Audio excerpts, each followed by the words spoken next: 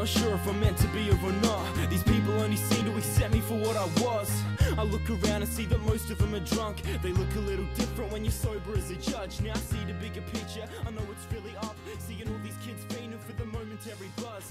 Some are growing dependent on the smoke that's in their lungs. It feels kind of weird for me sitting here, talking about things from my perspective.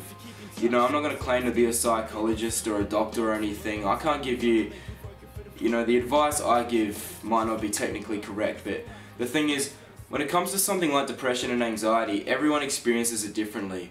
Everyone has different circumstances which lead to the situation you're in, so I think there's no surefire fix to it. But if there was one piece of advice I had to give, I'd say communication is the most important thing.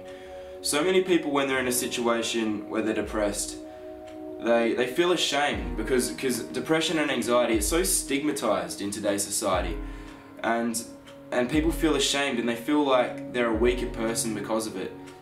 And for that reason, they don't really expose themselves because if you bottle things up, you can keep it protected, and sometimes it feels like that's the one thing you've got left. You've got that security that comes with holding on to things, but by bottling things up, it's such a self-destructive thing in the long run, and you can feel very vulnerable by exposing yourself. But the most important thing I would say you should do is communication.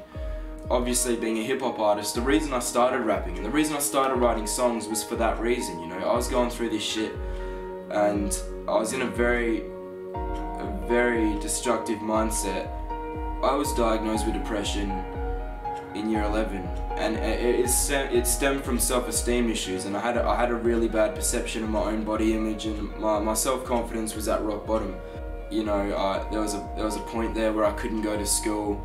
I couldn't even get out of bed at one stage. It got really bad, and it got to the point where I couldn't walk into a room without feeling ashamed of myself, and I couldn't walk into a room without worrying instantly about how everyone saw me.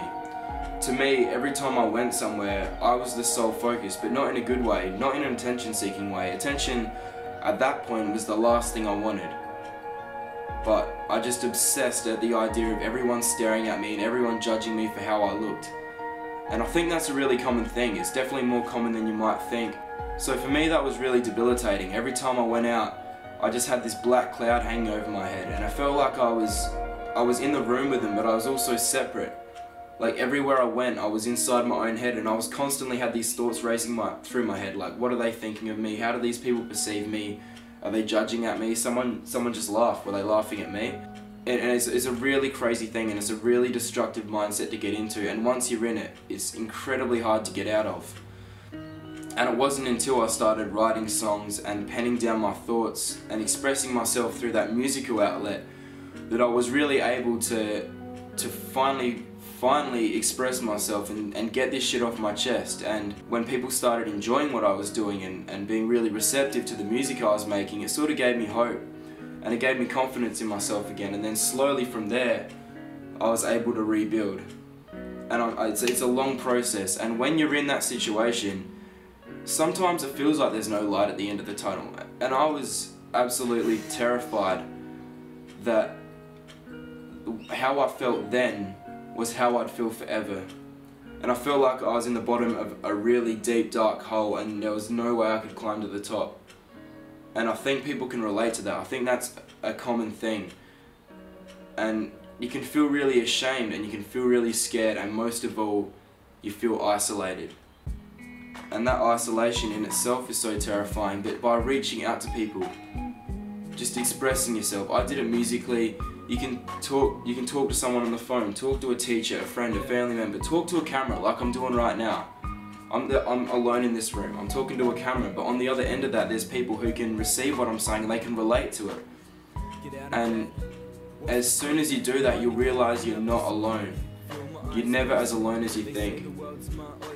And that's the one thing I'd stress more than anything. Because the happy days are just around the corner where I can't reach them. I'm walking down a one-way street, so when Saturday and Sunday meet, I'm drowning this demon that I can't defeat. It's so hard to beat this behavior. Half of the week I spend laying there crying. See, rapping sounds staying alive. It's first aid when I write.